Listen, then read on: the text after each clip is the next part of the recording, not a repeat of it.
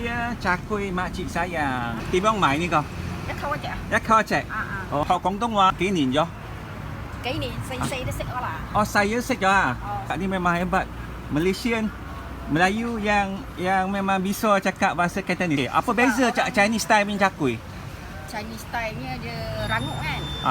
Kita ni tak rangup tapi sejuk lembut lagi. Tapi Cina punya kalau dah sejuk keras. Oh ya? Kan? Ya, saya pernah makan. Oh ya? Yeah, dekat mall. Oh.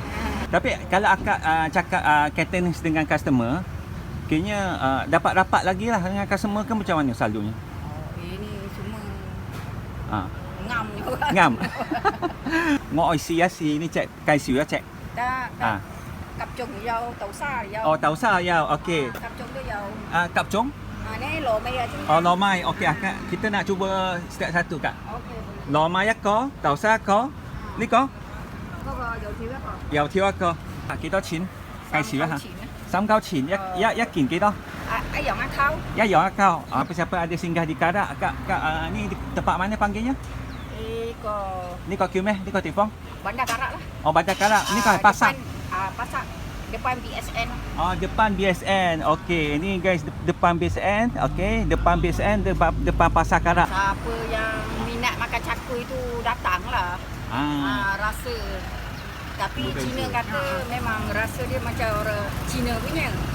Yang Melayu punya rasa lain.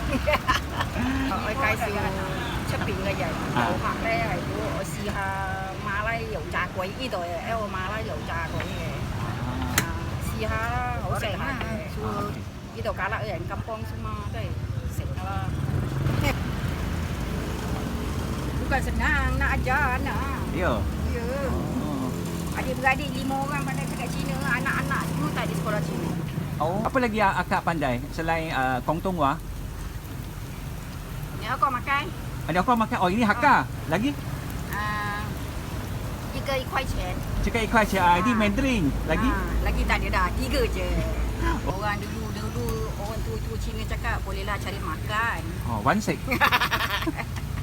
OK， 揾到食啊！而家揾食艱難啊！揾食艱難。學下多少？唔錯喎，真係。好，聽我。